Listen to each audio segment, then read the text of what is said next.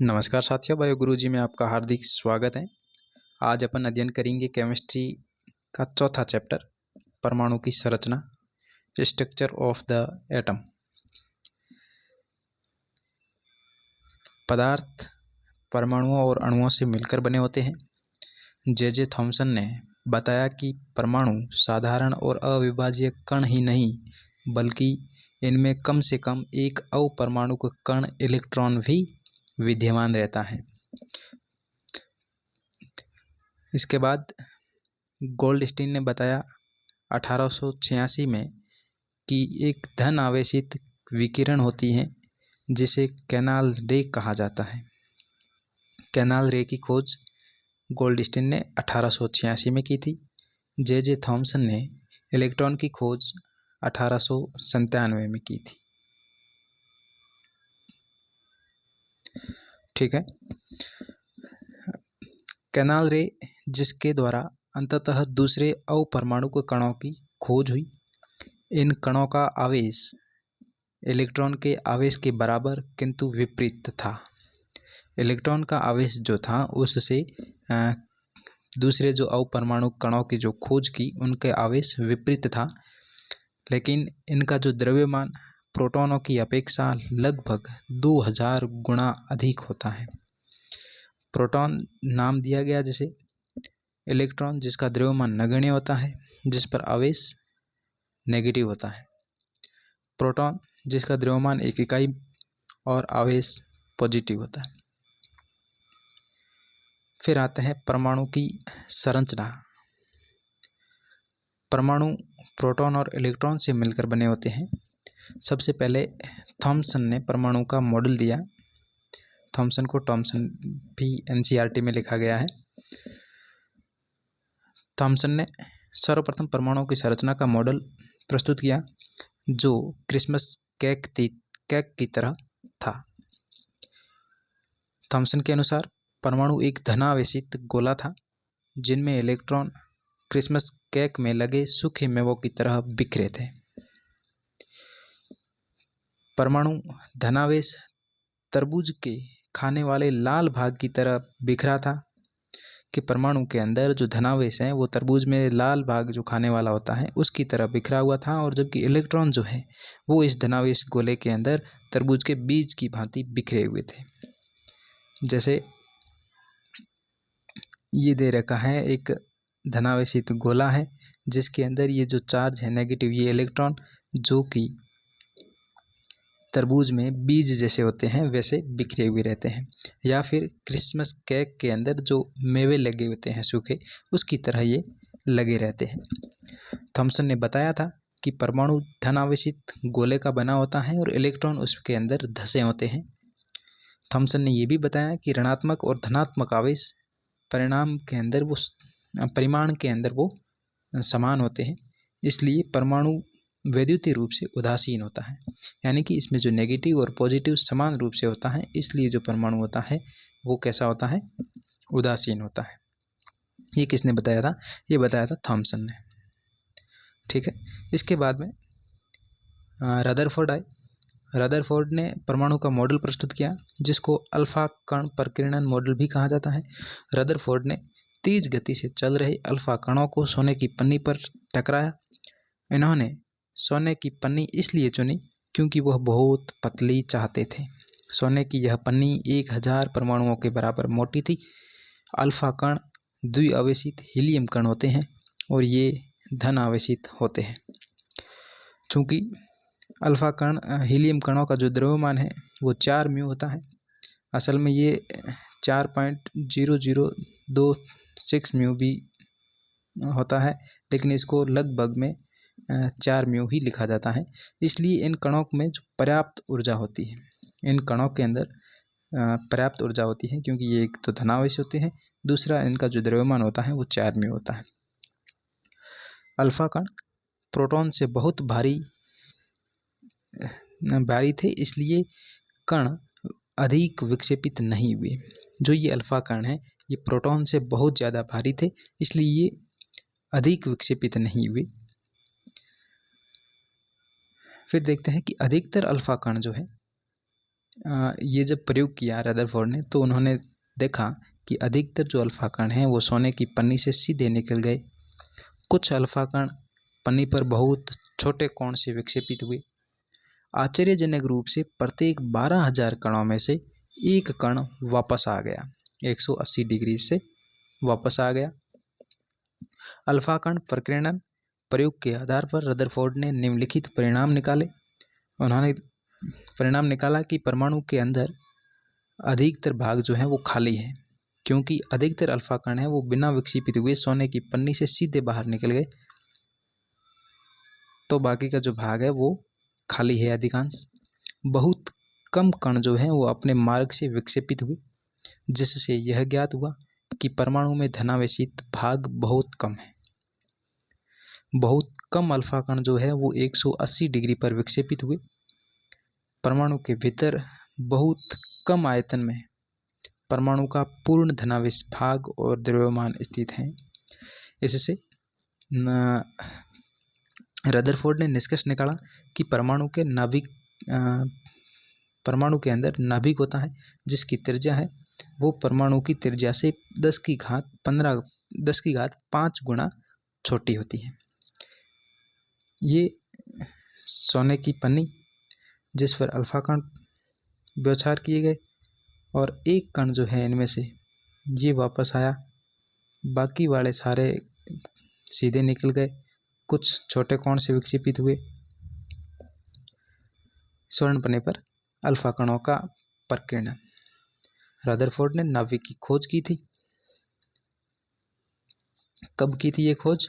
Rutherford ने नाभिक, इसके बाद जब इन्होंने ये जो रदरफोर्ड ने स्वर्ण पन्नी पर अल्फा कणों का प्रकीर्णन कराया, तब उन्होंने नाभिक की खोज की। उन्होंने निष्कर्ष निकाला कि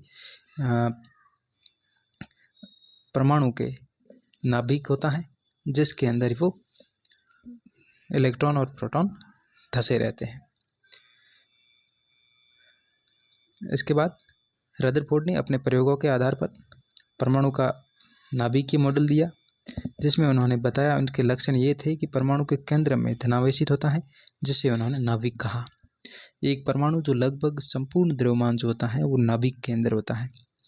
नाभिक जिसके चारों ओर इलेक्ट्रॉन वर्तुलाकार मार्ग के अंदर चक्र लगाते हैं।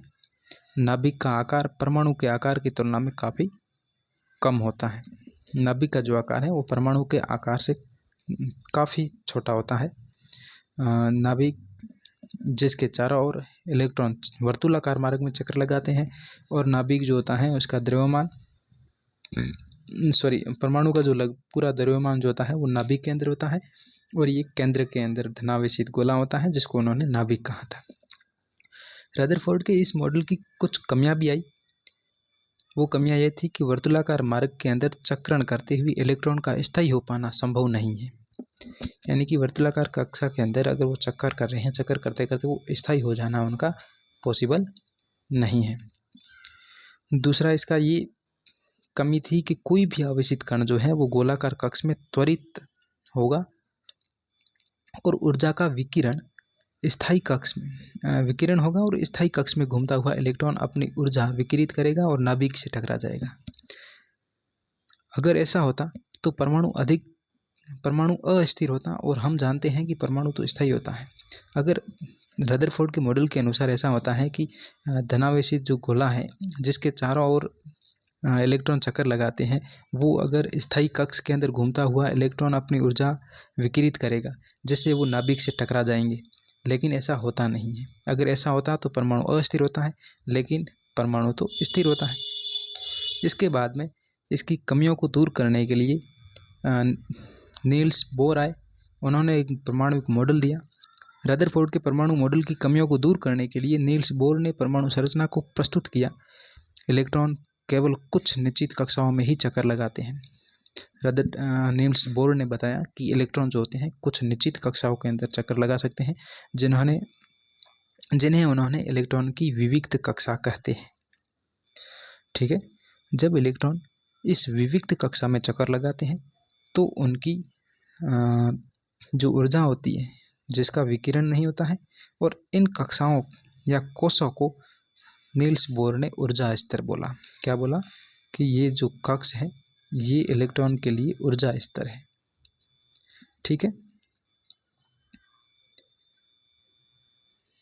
जैसे ये जो नाभिक है, नाभिक जिसके चारों ओर ये कक्ष होते हैं जिसमें इलेक्ट्रॉन चक्र लगाते हैं, इन कक्षों को नाम इन्होंने K, L, M, N या 1, 2, 3, 4 ऐसे संख्याओं में दर्शाया। ठीक है, ये कोष जो K, L, M, N या संख्याओं के अंदर 1, 2, 3, 4 के द्वारा दिखाई जाती हैं। नील्स बोर की कुछ पुस्तकें यहाँ दे रखी है, जैसे the theory of spectra and atomic constitution, दूसरी है एटॉमिक थ्योरी, तीसरी है द डिस्क्रिप्शन ऑफ नेचर। ये नील्स बोर की बुक है जो इन एटम थ्योरी के ऊपर दी गई है। फिर आता है न्यूट्रॉन। न्यूट्रॉन जिसकी खोज जे चैडविक ने 1932 के अंदर की, अनावेशित और द्रव्यमान में प्रोटॉन के बराबर था। जो न्यूट्रॉन है वो अनावेशित होता है, यानी कि उदासीन होता है, और ये द्रव्यमान जो होता है इसका प्रोटॉन के बराबर होता है, जो न्यूट्रॉन कहलाया। हाइड्रोजन को छोड़कर ये सभी परमाणुओं में नाभिक में होते हैं। हाइड्रोजन को छोड़कर न्यूट्रॉन जो है वो बाकी सभी परमाणुओं में नाभिक के अंदर होते हैं। हाइड्रोजन के अंदर न्यूट्रॉन नहीं होता है। इसे N से दर्शाया जाता है। परमाणु का जो द्रव्यमान है वो नाभिक में उपस्थित प्रोटॉन और न्यूट्रॉन के द्रव्यमान के योग के द्वारा प्रकट किया जाता है। परमाणु का जो द्रव्यमान होता है वो न्यूट्रॉन और प्रोटॉन के योग के बराबर होता है। न्यूट्रॉन जिसकी खोज जेम्स चैडविक ने की, और प्रोटॉन जिसको किसने बताया था? प्रोटॉन को किसने बताया था? गोल्डस्टीन ने। कब? 1920 के अंदर गोल्डस्टीन ने प्रोटॉन की 1920 में खोज की थी। 1886 में उन्होंने कैनाल रे की खोज की थी। ठीक, अब देखते हैं आगे। इसके बाद में बोरबरी स्कीम। बोरबरी स्कीम क्या है कि परमाणुओं की विभिन्न कक्षाओं में इलेक्ट्रॉनों के वितरण के लिए बोरबरी ने एक नियम प्रस्तुत किया कि जो नील्स बोर ने जो ये इलेक्ट्रॉन के चारों ओर, नाभिक के चारों ओर जो घूमने वाले इलेक्ट्रॉन जिसमें चक्कर लगाते ये कक्षाएं हैं, इसके अंदर इलेक्ट्रॉन कैसे भरते हैं, इसको भरने के लिए एक नियम प्रस्तुत किया जिसको बोरबरी स्कीम के नाम से जाना जाता है। कक्षा में उपस्थित अधिकतम इलेक्ट्रॉनों की संख्या को सूत्र 2n स्क्वायर से दर्शाते हैं। यानी कि कक्ष जो होते हैं, इन कक्षों के अंदर इलेक्ट्रॉन कैसे भरते हैं उसको दर्शाने के लिए 2n स्क्वायर सूत्र का पालन होता है। जैसे जहाँ पे n जो है वो कक्षकों की संख्या है, के कोष में अधिकतम इलेक्ट्रॉनों की संख्या कितनी होती है, तो सूत्र से अगर करें तो 2,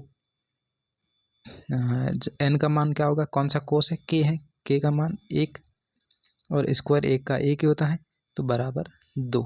तो k कोष जो होता है उसमें अधिकतम इलेक्ट्रॉनों की संख्या 2 होती है। l कोष में इलेक्ट्रॉन की संख्या 8, m में 18, n में 32। ये इससे आगे दूसरा कि सबसे बाहरी कोष में इलेक्ट्रॉनों की अधिकतम जो संख्या होती है वो 8 होती है। सबसे जो बाहरी कोष होता है उसमें अधिकतम इलेक्ट्रॉन की संख्या 8 होती है। किसी परमाणु के दिए गए कोष में इलेक्ट्रॉन तब तक स्थान नहीं लेते जब तक कि उससे पहले वाले भीतरी कक्ष पूर्ण रूप से भरे नहीं जाते। यानी कि नाभिक के चारों ओर जो ये चक्कर लगाते हैं ये इलेक्ट्रॉन तब तक ये दूसरे कोष में नहीं भरेंगे जब तक अंदर वाला फुल नहीं होगा। ये अंदर वाला जब फुल होगा तब ये बाहर वाले में भरेंगे। ठीक है, इसी प्रकार इससे स्पष्ट है कि कक्षाएं जो हैं क्रमानुसार भरती है। कक्षाएं क्रम के अनुसार भरती हैं। जैसे कि हाइड्रोजन देखते हैं, हाइड्रोजन जिसमें 1 इलेक्ट्रॉन होता है तो ये 1 यहाँ भरा है। फिर हीलियम में 2 इलेक्ट्रॉन होते हैं तो के कोष में 2 इलेक्ट्रॉन भरे गए। लिथियम के अंदर के कोष में 2 इलेक्ट्रॉन और एल में 1 इलेक्ट्रॉन। ऐसे ही बेरिलियम में 4 इलेक्ट्रॉन होते हैं। बोरॉन में 5 इलेक्ट्रॉन, कार्बन में 6 इलेक्ट्रॉन, नाइट्रोजन में 7 इलेक्ट्रॉन, ऑक्सीजन में 8 इलेक्ट्रॉन, जो 2 और 6 के रूप में भरे होते हैं, ऐसे। ठीक, ये छोटा सा दिया गया है कि इलेक्ट्रॉन जिसकी खोज जे थॉमसन ने की थी 1897 में। प्रोटॉन गोल्डस्टीन ने, ये गलत लिखा है, गोल्डस्टीन ने कैनाल रे की 1886 में की थी, लेकिन प्रोटॉन की खोज उन्होंने 1920 के अंदर की थी। नाभिक जिसकी खोज रदरफोर्ड ने की, और न्यूट्रॉन जिसकी खोज चैडविक ने 1932 में की थी। आज इतना ही। इसके आगे कल वीडियो के लास्ट तक बने रहने के लिए धन्यवाद। जय हिंद, जय भारत।